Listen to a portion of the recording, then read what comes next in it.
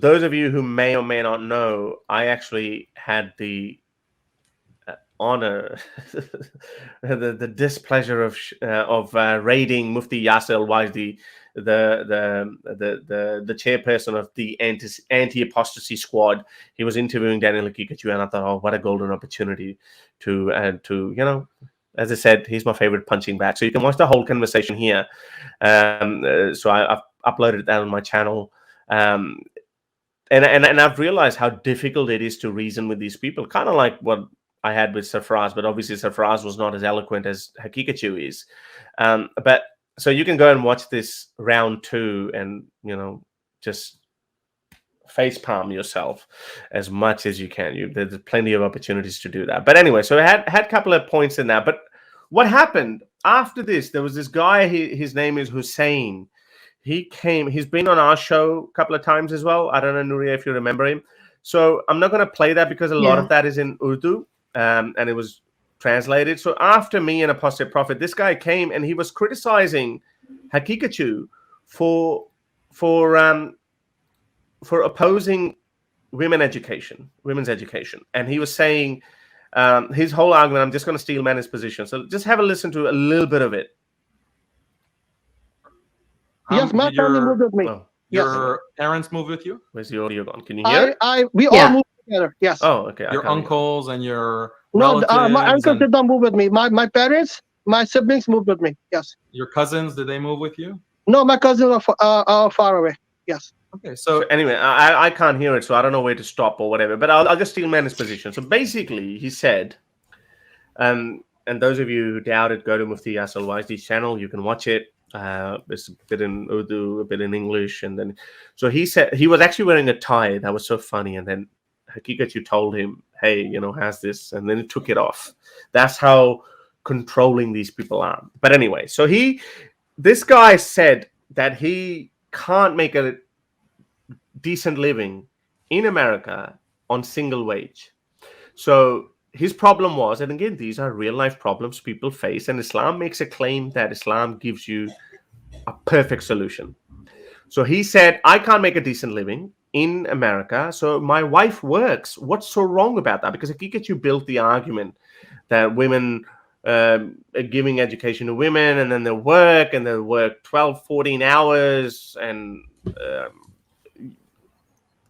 she's suffering in that too. So yeah, okay, so and she might get harassed at work. She has 2 jobs and blah blah blah. Just terrible arguments he made. So basically, he's saying starving is better than hard work. Sorry, again, it's a clash of worldviews, and I'll leave it to you people. What is better, hard work or starving? So this guy had a problem with that, and guess what happens? Mufti Yasir Al-Wajdi comes in and he said, "Oh, maybe you should rely on Allah's blessing." And again, I'm paraphrasing because I'm translating that. Allah tawakkal, basically. He said, rely on Allah's blessing, and then maybe Allah will bless your single wage. And he gave an example. He said, Daniel is living on 1 wage, and look how comfortably he's living. Yasir Wajdi said he himself is living on a single wage, and look how comfortably he's living, because he has given, he's relying on Allah. He's relying on Allah's blessing. Therefore, you should do the same. Meaning, believe in Allah, and 1 wage would be enough for you. So, Mufti, I know I respect Mufti Wajdi a lot, and obviously we have different opposing worldviews, and I know that if we have a 3-way conversation with Mufti and Haiqatjou and some, I would ask him tough questions. That, do you agree with that, Mufti? Do you agree with Haiqatjou's view? I'm sure we can corner him in that. But anyway, in the Urdu world, we're doing that. But look at this, Mufti. Please don't take it as a personal attack on you. But the single wage, the blessing of Allah. Look at Mufti Al-Wajdi. He is traveling in first class. Again, nothing wrong with traveling in first class and making a honest living that leads you to this kind of lifestyle. But my point is Islam good only for poor people? Mufti has his own madrasa or a school in America, and who knows how much he charges his students, or who knows how much chanda, or who knows how many donations he gets. Fair enough. Again, I'm not criticizing that. My point is, Mufti, that's the reason why you can afford to buy a $15,000 first class ticket to India. You can enjoy a good lifestyle, but that poor guy is saying that I'm struggling to make ends meet, and I'm relying on a single wage. So why am I doing something un-Islamic by letting my wife work, and wife being, them being a team? So that is the hypocrisy of these people. And I'm not making that point. Listen to someone else, who my old nemesis Asadullah Andalusi makes a similar point, but just listen to it. Listen to what he has to say.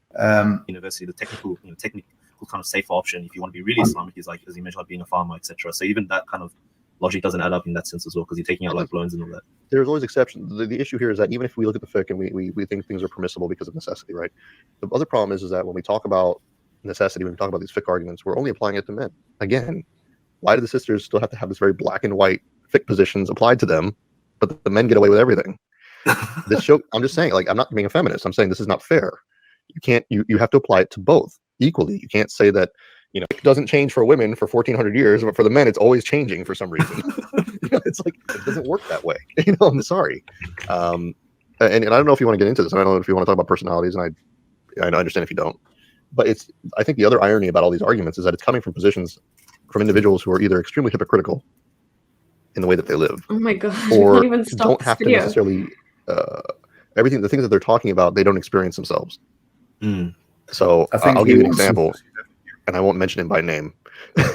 But mention names, they'll be even better. But okay, well, if you want, don't hold back. We won't, since we're not recording it, I think, right? So, but like, there's a particular Akrite figurehead in the Ummah, right? Who constantly preaches about how women shouldn't be getting educated, he's playing stay at home, they should only value being mothers and wives, and how there's so much fitness. Basically, the forerunner of all these arguments, right? And yet, his wife is educated in Harvard University, which is why she's capable. So the point I wanted to make is, you heard, obviously ignoring the disability part. Obviously, we don't disable shame anyone if he has any disability. I think he just said he's obese, which is true, but fair enough. That's irrelevant in the discussion. That's Asadullah Andalusi saying. And as I said, Mufti is enjoying his luxurious lifestyle thanks to his profession, but at the same time, he's encouraging others to believe in Allah, so he would bless your wages and you'd be able to live an honorable life under one income that is earned by a man. And then on the other hand, we have this Haiqatjou who's also saying that, and as Asadullah Andalusi said, that these guys are hypocrites. Why? Because according to Asadullah Andalusi, Haiqatjou lives in a mansion in the middle of a city, supported by his family. His wife can teach, homeschool his kids because she herself is a Harvard graduate. And yet, this is the kind of life they live themselves. And then they tell them, that normal poor Hussein Muslim guy, oh, just believe in Allah. That's the hypocrisy that these guys have. So my question, and I'm in video in Urdu as well, my question to Mufti is, so is Islam just for poor people to suffer while you live in luxury? Well, can I add also to this point? You want to see this on a full scale? Go to the parts of the Middle East where man is the bread maker. In Egypt, in parts of Libya and say Iran and other. I mean, Iran, you have more women working, but it doesn't really, just because you say. There's a term in Arabic, الطفل يجمع رزقه, mean that the child income comes with him, which comes under Islam. But unfortunately, we've seen that actually this does not correlate for more income. There's no evidence that just because you have more children, suddenly out of the blue you're going to have more income. Yeah, true. Yeah. So Arabic translated, Professor, did you want to? I want to comment on the video as well, but do you want to say what you had in mind? Well, yeah. I mean, he winded me up so much, Daniel Haiqatjou, and I have to give credit to Harris for having nerves of steel. The guy really, the smug smile, the arrogance, the that every time, is it just me that every time I see him, he looks more Taliban than the week before? It's like he kept saying, "Oh, we have that white what was the word? White inferiority complex for being ex-Muslims and stuff." And yet, for me, I see him. He has that anti-Western inferiority complex in the way he presents himself. I mean, he has a logo. I was trying to understand what was going there, but what I wanted to say is that this alarmist obsession with fertility, the end of humanity. The end of humanity. But you know, when you go to the UN, the humans are not on the extinction list. The Earth is on the extinction. We're overpopulated. Exactly. Anyone here who picks up, make a search and say, what is the ideal population of the Earth to survive in a sustainable way? It's 1.5 to 2 billion. We are already 3 times as much. I'll make my point because Hamdu no Allah, you know, that's how I say. Hamdu no Allah, Hamdu science for sure. For me, I was listening to this existential alarmist about the end of the humanity, when every research you look online says that we are not living sustainably at the moment.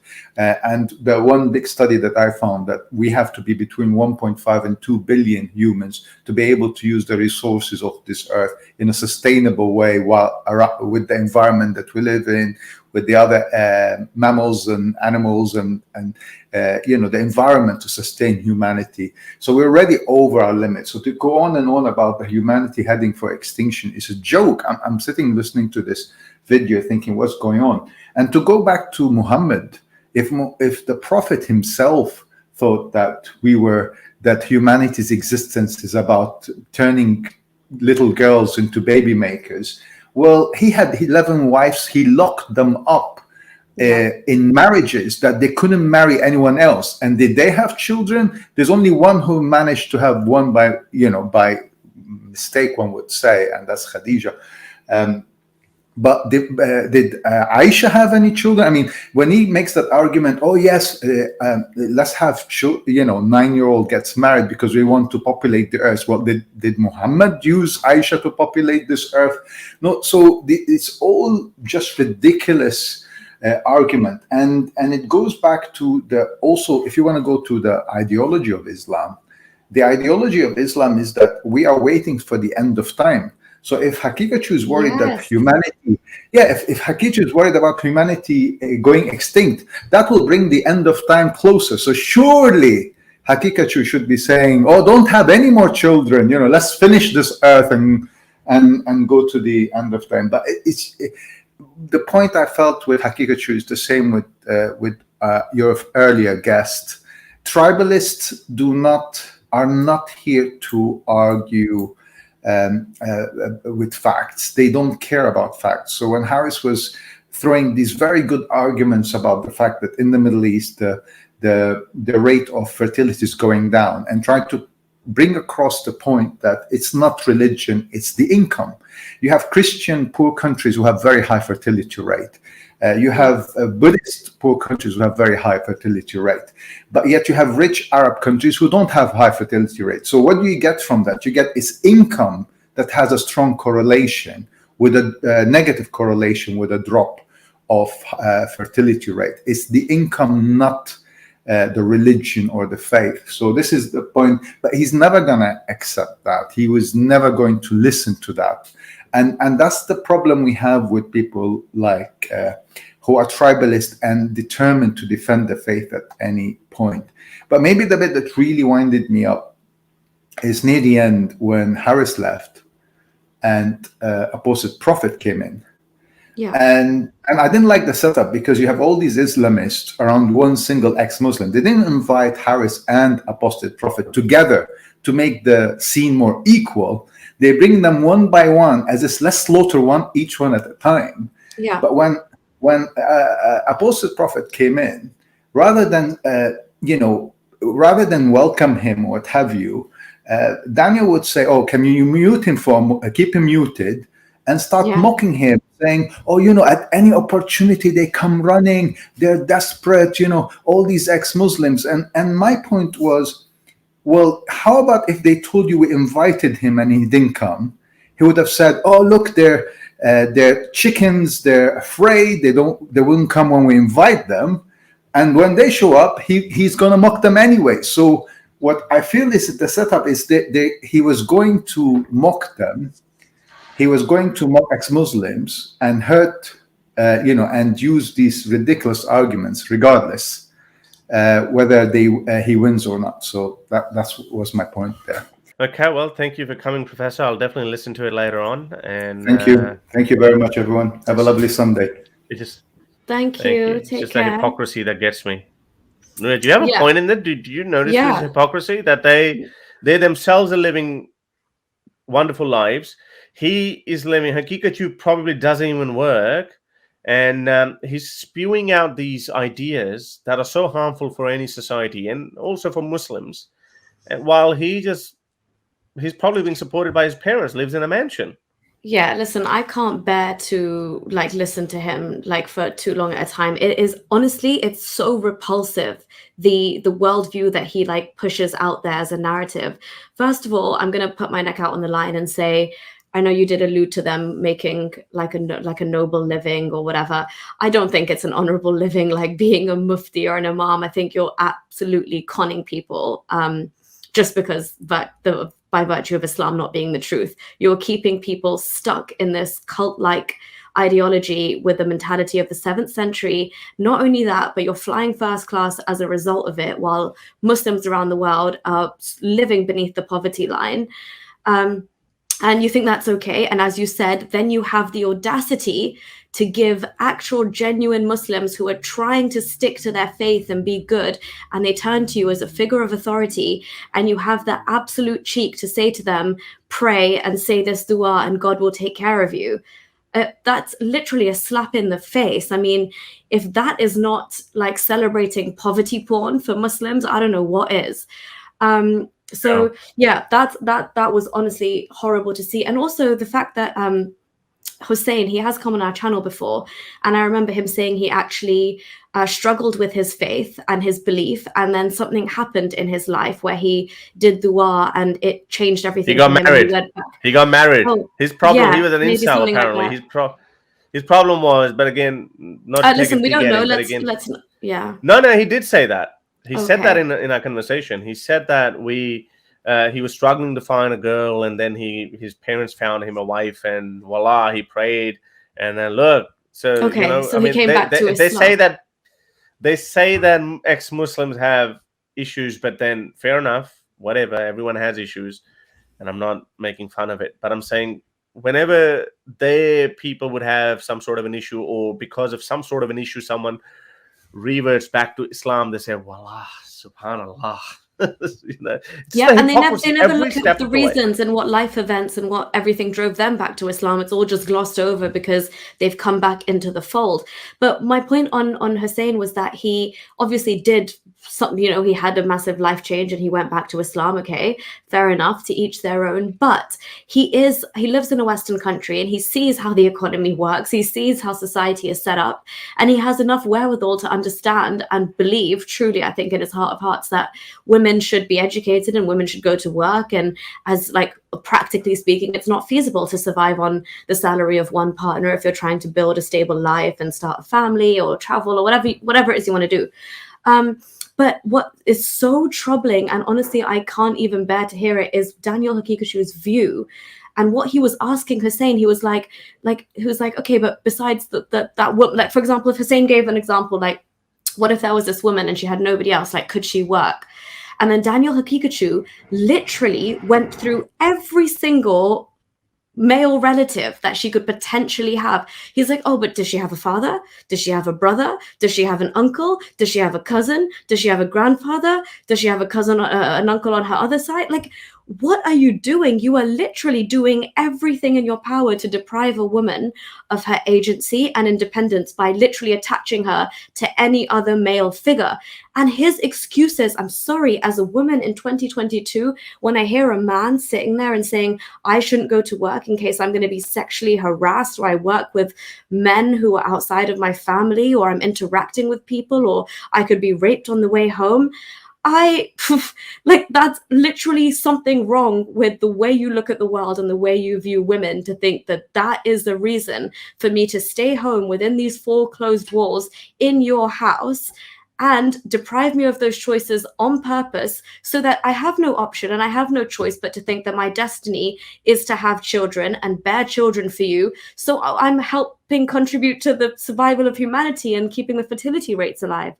That is literally his position, and his MO is to force women to not like have any choices, not get that drive and ambition and seek fulfillment beyond having children. For some women, that is all the fulfillment they want and need and crave, and more power to them.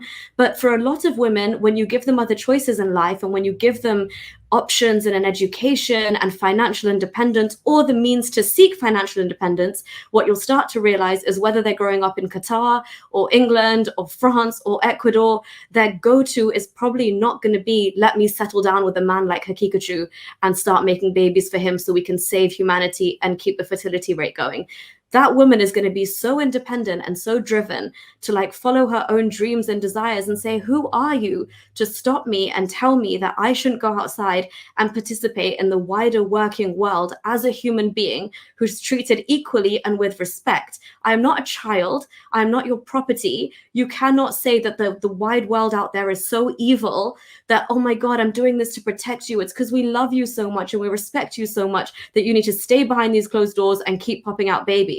That is a cop-out, and that's disrespectful, and that's an insult to women's self-respect and autonomy, emotionally, intellectually, physically, everything. So that's my issue with Haiqatjou. And sorry, I went on a bit of a rant there, but it's a problem with his mentality and where they come from and the position they want to see women in. That's why I always say that as soon as women start realizing that their worth is more than what Islam tells it to be, and more than what these gatekeepers of Islam make them believe it is, the quicker Islam will unravel. Because Islam, for an ideology to succeed, needs women to carry it on and to keep it moving.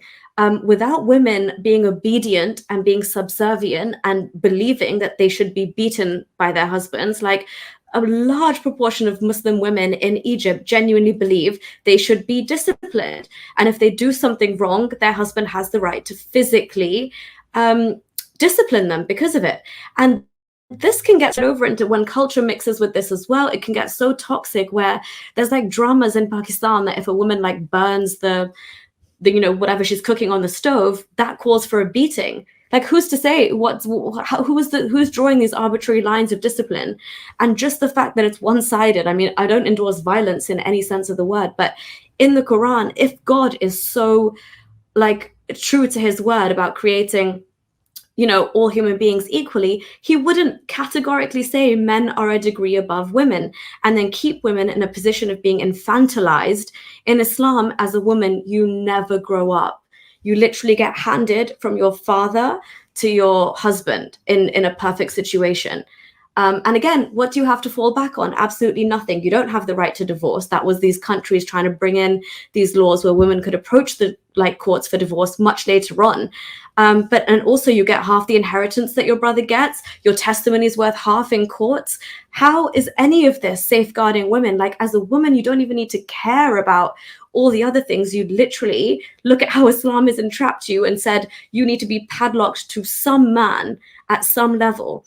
So when I see Haiqatjou literally almost insulting Hussein's intelligence in that little encounter and saying, her dad, does she have an uncle? Surely some male out there can support her and shelter her and take care of her. He clearly lives in the West, but is so far removed and detached from reality as we know it, that it's just infuriating. Any woman that listens to Haiqatjou and thinks that his worldview is good, I really, really ask you to like look deep inside you, and is that really all you were put here on this earth to do? Because surely that can't be the case. Daniel Haiqatjou delusion personified. Oh yeah. Oh, not even delusion. I think he genuinely believes what he says. Like he genuinely does believe that. Yeah, go on, finish. No, I was just gonna say from his point of view, I think he, in his mind, is actually by spewing what he's saying, is actually taking the world onto the path that it should be, both according to Allah and also according to the wider world, save humanity. I think he genuinely believes it. You cannot be saying these things and not believe it, and you can't have a successful family life and attract people and make your livelihood out of this if you didn't really believe what you were saying. I do think that sometimes you force yourself to believe in something as well. It's a marriage of convenience as well. As Asadullah Andalusi said, this guy lives in a mansion. His parents take care of him. His wife homeschools his children because she's a Harvard graduate herself.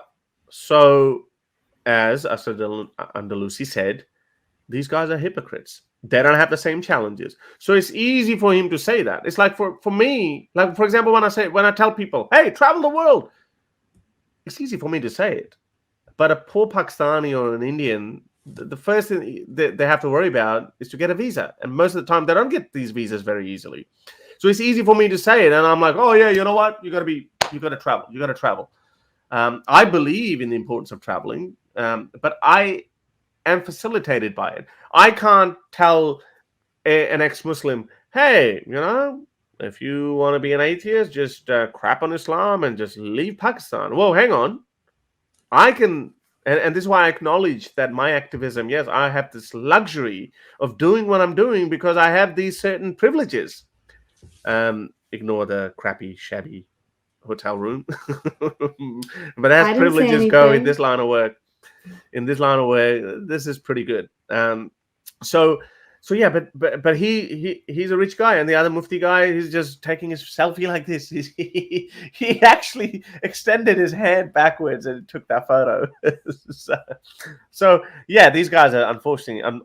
I respect Mufti Al-Wazi a lot, but these guys are unfortunately hypocrites. And yeah, exactly what you're saying as well, right? Practice what you preach. I mean, if Daniel's wife is allowed to get a Harvard education, how dare he stop other women trying to get an education? I mean, how dare you have that going on for yourself, but then you tell people like Hussein, who are genuinely looking up to you for advice, and you say, oh, be happy in your misery, mate. Just pray to God a couple times harder. Yeah. Goal is to dehumanize and invalidate ex-Muslims to the point that no one takes them seriously or contemplate their arguments. The mocking is for his audience. I think this is in relation to Daniel Haiqatjou and the way he addressed AP right after you were done on the channel. And then he literally said, mute him, keep him muted, and then threw a bunch of... Yeah. He even said that to me. No, you can't speak. I was like, are you scared of me, Daniel? These are just words, son. I mean, it's funny. It's funny that he doesn't do... I think with me, he's a little bit uneasy. Like, I can sense that uneasiness because he thinks that I'm just going to... He's like, Horace is also a loose cannon. He will fire right back at me. Well, no, he actually hasn't tried anything with me. Like, his best was a snail turn. Yeah, all right, snail turn. They still have it. Even the Mufti was sitting there. And you fully own that and said, yeah, which is it? They still haven't answered the question. Why is it halal in Shafi and not halal in any other fix? Why? So they still haven't answered. But if that's the best that they can give to me, and what we get from them is child marriage is wholesome and human rights is extremism, I'll take it. Yeah. So I could see even in the chat, I was keeping one eye on the chat, and I was seeing that how he was pissing off his minions and his cheerleaders. Muslims are like, oh, Harris is just throwing insults or whatever. I really do enjoy him. He is my favorite punching bag. He really is, because he doesn't realize it, that every word that he thinks is they're very smart, but they aren't. Half our job is done when he says things like child marriage is wholesome to prevent the falling fertility rate. That we need to reintroduce essentially lock women up, and yeah, and now he's saying that don't send them to universities. What good is education? Nuria, why are you wasting your time doing your masters in law or whatever? What's wrong with you, Nuria? Because Daniel Haiqatjou belongs, you're not even in the Stone Age, mate. I don't know what is wrong with him, but that's what I gave a rant earlier when you were gone about how this is a massive ploy, because the second you, I'm not going to go into it again, but that's his modus operandi, is when you deprive women of being out there in the wider working world, they've not got options, you've not got money, you've not got dreams, you've not got ambitions, or ones that you can actively pursue. So what do you end up doing? You think having babies is your life mission, and by that you were giving into Daniel's worldview and in his whatever goes on in his brain, where you're saving humanity from extinction. Hallelujah.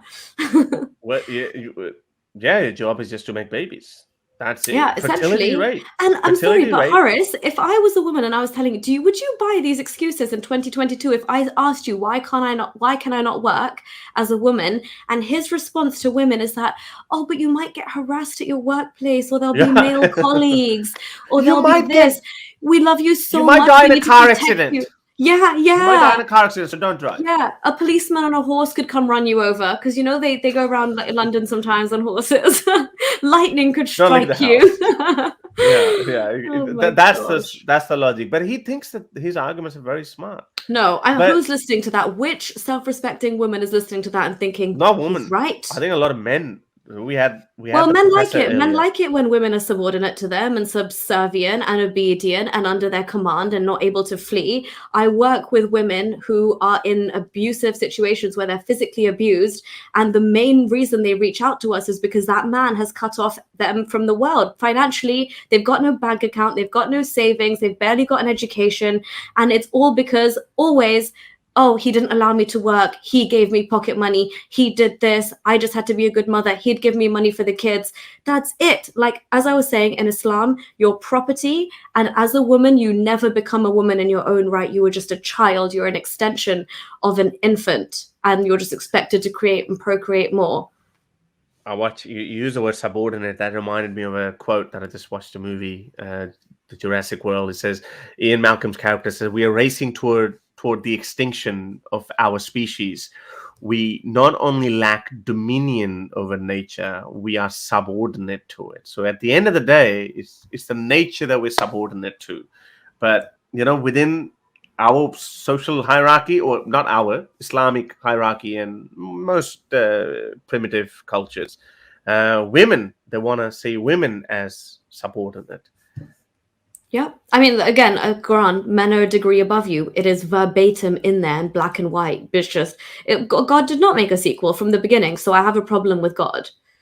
We have a personal score to settle. I have a personal vendetta against God. God, meet me outside in 10. Let's go. Rumble in the jungle. What was it? Catch me outside. What was that? How about that? Catch me outside. How about that? Catch me outside. How about that? All right. If you like these videos and want to support me in my activism, then you can support me on Patreon or PayPal. Stay free, everyone.